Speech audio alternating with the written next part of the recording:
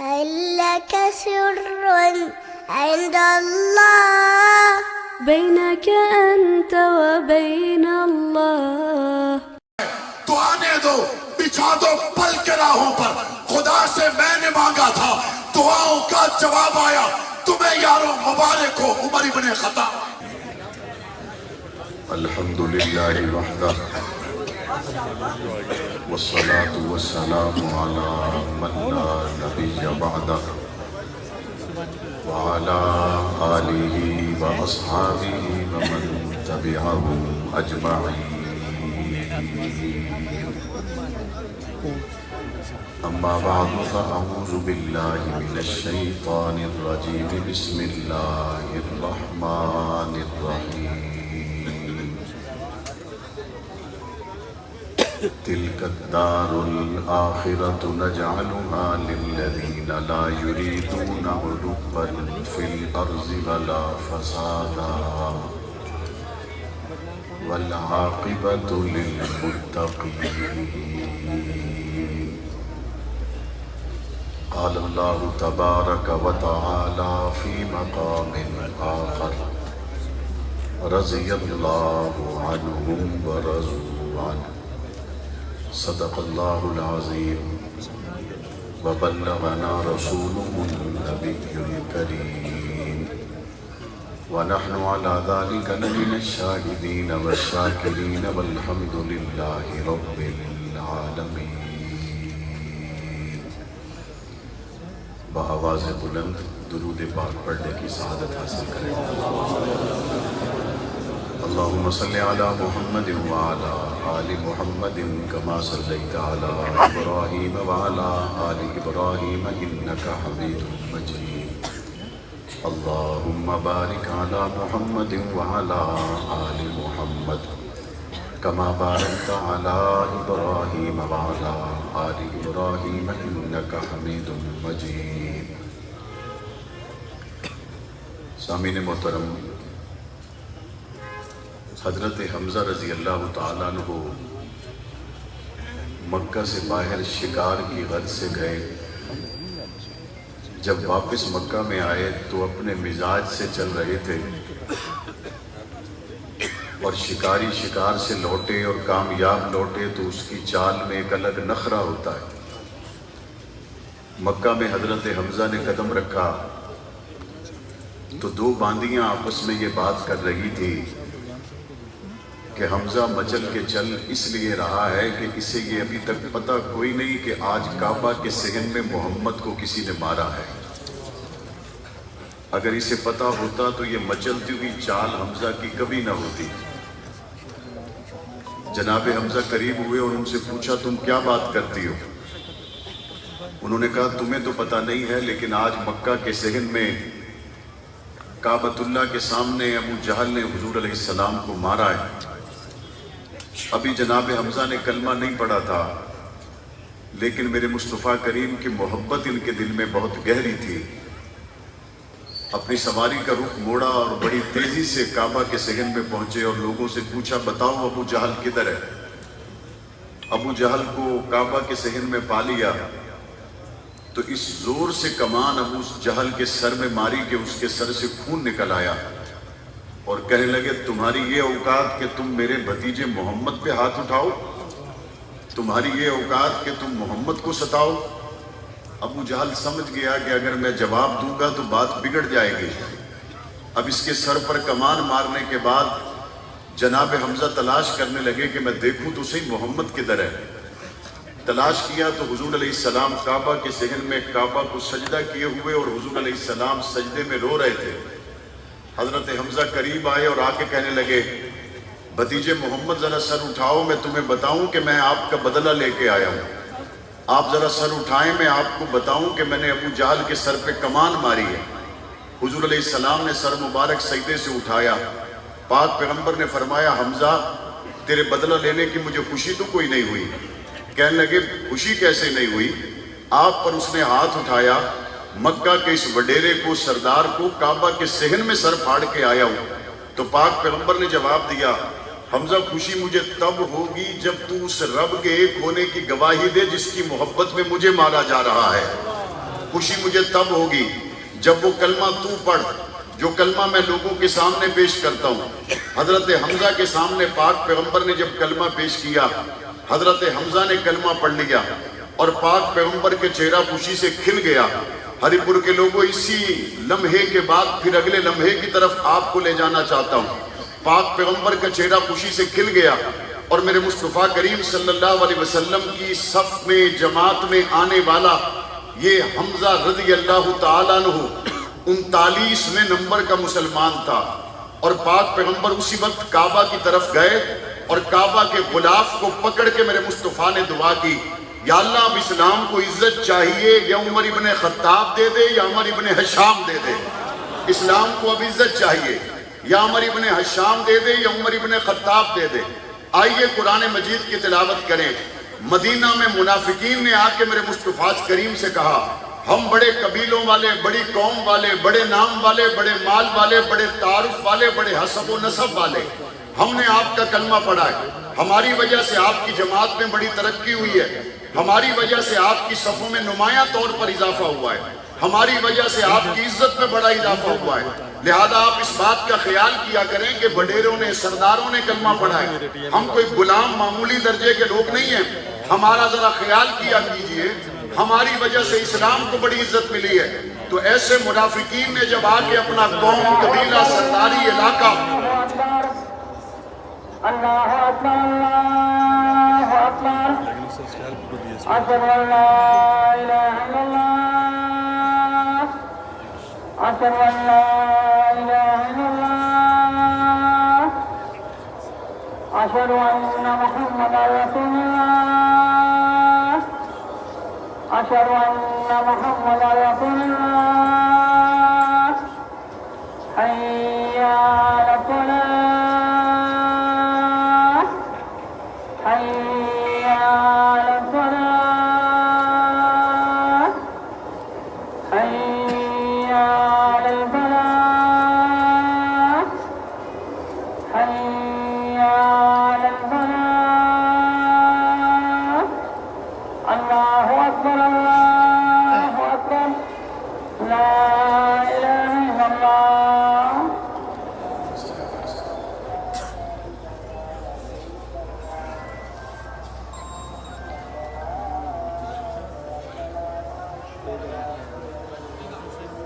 ایسے لوگوں نے جب آ کر اپنا قوم، قبیلہ، اپنا حسب نسب سامنے رکھ کر یہ کہنا چاہا کہ گویا آپ اس بات کو تسلیم کر لیں کہ ہم نے اسلام پہ احسان کیا ہے، ہم نے آپ میں شامل ہو کر آپ پر احسان کیا ہے، تو ایسوں کو قرآن مجید نے جواب پتہ کیا دیا ہے؟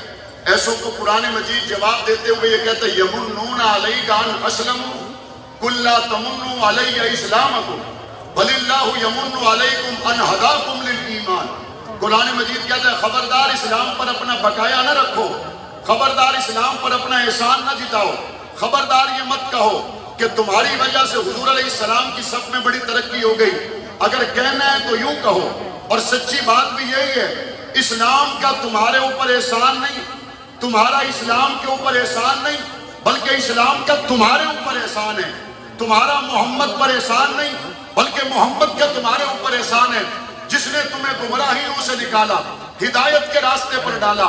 اب یہاں جو کوئی آدمی اپنے قوم کی بنیاد پر، قبیلے کی بنیاد پر، حسب نسب کی بنیاد پر، اپنے بڑے نام کی بنیاد پر اسلام کی طرف بقایا نکالنا چاہے اور یہ توقع کرے کہ حضور علیہ السلام اس سے یہ انداز اپنائے کہ تیری بڑی مہربانی، تیرا شکریہ، تو نے میری دعوت کو قبول کیا، قرآن مجید ان سب کے منہ بند کر دیتا ہے۔ اور یہاں پر دیکھیے میرے مصطفیٰ کریم نے جب دعا کی، کعبے کا غلاف پکڑ کے تو کیا فرمایا؟ ہر کسی کو عزت ملی ہے اسلام کی وجہ سے، اور پاک پیغمبر کی دعا یہ ہے یا اللہ اسلام کو عزت چاہیے عمر ابن خطاب کی وجہ سے، ہر کسی کو عزت ملی ہے اسلام کی وجہ سے۔ لیکن میرے مصطفیٰ کریم کی دعا کے الفاظ کیا ہیں؟ یا اللہ اسلام کی عزت کے لیے عمر ابن خطاب دے دے یا عمر ابن حشام دے دے۔ حضور علیہ السلام نے دو نام سمری کے طور پر بھیجے۔ یہاں پر جب سمری بھیجی جاتی ہے اوگرا کی طرف سے، سمری بھیجی جاتی ہے وائس چانسلر کی تقرری کے لیے، سمری بھیجی جاتی ہے کسی افسر کی تعیناتی کے لیے تو اپنے سینئر کو 2 نام لکھ کر دیے جاتے ہیں، 3 نام لکھ کر دیے جاتے ہیں، ان میں سے کسی ایک کو تعینات کر دیا جائے۔ میرے مصطفیٰ کریم صلی اللہ علیہ وسلم نے اللہ کے دربار میں اسلام کو عزت چاہیے، جو سمری بھیجی وہ 2 لوگوں کے لیے تھی، ایک کا نام عمر ابن حشام تھا اور ایک کا نام عمر ابن خطاب تھا۔ نام 2 گئے لیکن آرڈر جس کا نکلا وہ تھا جو مال میں زیادہ نہیں غیرت میں زیادہ تھا۔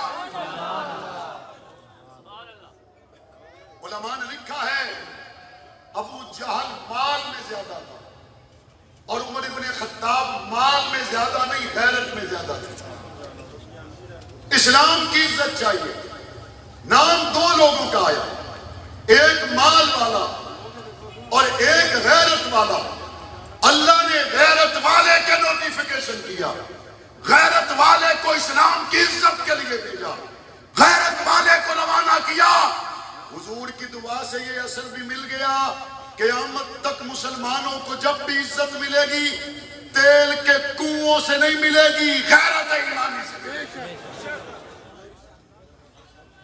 مسلمانوں کو جب بھی عزت ملے گی تیر تلوار ایٹم اور اسلحہ سے نہیں ملے گی، غیرت سے ملے گی۔ مسلمانوں کو جب بھی عزت ملے گی غیرت اور عزت کے حرمت کی بنیاد پر ملے گی۔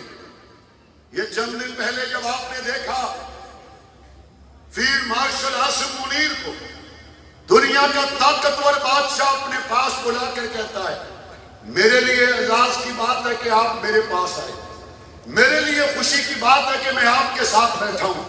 یہ جو پاکستان میں موم بتی مافیا، یہ جو بزدلی کا سبق پڑھانے والے، یہ جو معیشت کی باتیں کر کے ہر وقت ہماری قوم کو بزدلی کے راستوں پر چلانے والے، میں ان تمام لوگوں کو مخاطب کر کے کہنا چاہتا ہوں جو تم سبق پڑھاتے تھے، عزت دنیا کی نظر میں ان سے ملی یا جذبہ جہاد کی وجہ سے ملی ہے؟ جذبہ جہاد۔ تو سانیاں لڑیاں گلنا نہیں وجہ تو عزت نہیں ملی۔ عزت ملی ہے تو کیسے ملی ہے؟ ایسے ملی جب ہماری فوج نے کہا وہ گائے کا پیشاب پینے والا ایک طرف ہے تو محمد کے رب کو سجدہ کرنے والا دوسری طرف ہے۔ عزت ملی تو تب ملی جب وہاں سے آنے والا اپنے بت کو سامنے رکھ کر آیا اور یہاں سے جانے والا وما رمیت اذ رمیت ولکن اللہ رما پڑھ کے آگے گیا۔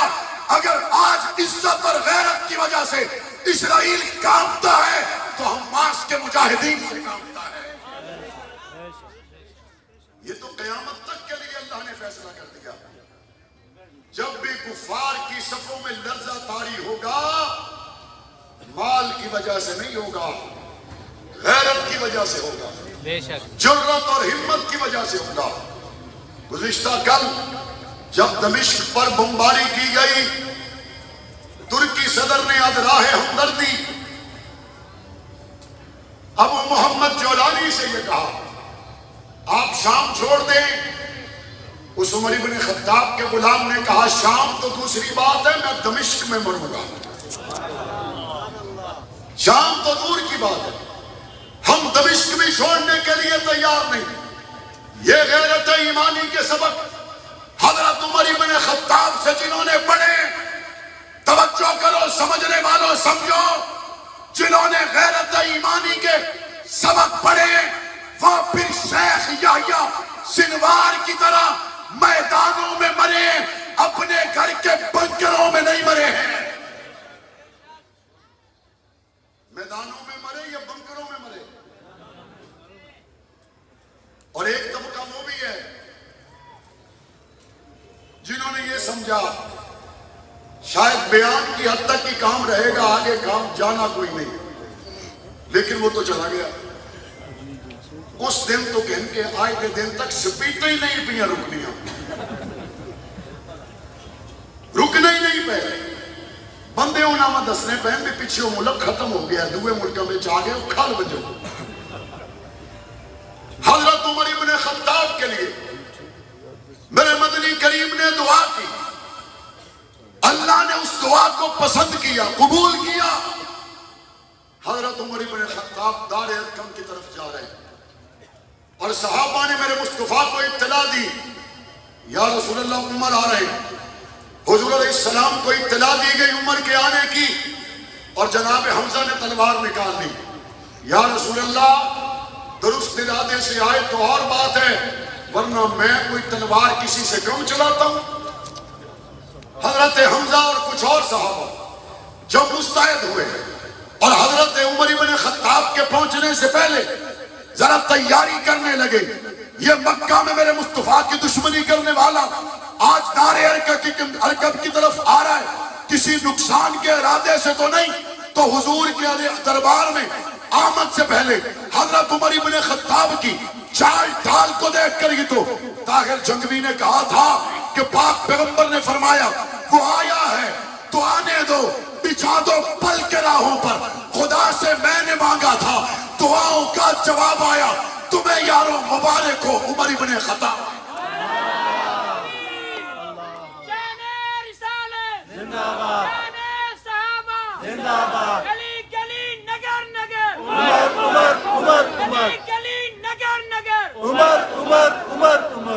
حضرت عمر آ گئے اور حضور علیہ السلام نے حضرت عمر کے گلے میں کپڑا تھا, اسے یوں جھٹک کے پوچھا عمر کلمہ پڑھنے کا ٹائم نہیں آیا؟ کلمہ پڑھنے کا ٹائم نہیں آیا؟ حضور نے پڑھایا اشہد ان لا الہ الا اللہ. عمر بن خطاب نے کلمہ پڑھا. اب صحابہ تیاری میں ہیں کہ نماز پڑھیں. عمر بن خطاب پوچھتے ہیں یہ کیا ہونے لگا ہے؟ پاک پیغمبر نے فرمایا نماز پڑھیں گے.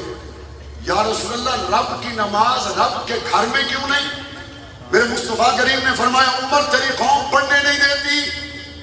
عرض کرنے لگے یا رسول اللہ اس کو پہلے جو کچھ ہویا ہے کون نہیں اب نہیں. چنانچہ وہ منظر بھی کتابوں میں لکھا ہوا موجود ہے. 20 صحابہ حضرت حمزہ کے پیچھے اور حضرت حمزہ سب سے آگے برہنہ تلوار کے ساتھ. 20 صحابہ حضرت عمر بن خطاب کے پیچھے اور حضرت عمر بن خطاب برہنہ تلوار لیے اور درمیان میں آقا دو جہاں اور دار ارقم سے روانہ ہوئے. اور تکبیر پڑھتے ہوئے جب مسجد میں پہنچے عمر بن خطاب تلوار لے کر کھڑے ہوئے, کہتے یا رسول اللہ آپ نماز پڑھی میں دیکھتا ہوں آتا کون ہے. سبحان اللہ. حضرت عمر کھڑے ہوئے تلوار اٹھائی. واہ عمر تیرے کیا کہنے. آپ نے صرف وہاں تلوار نہیں اٹھائی, آپ نے وہاں تلوار اٹھا کر یہ کہا یا رسول اللہ میں کھڑا ہوں میں دیکھتا ہوں آتا کون ہے.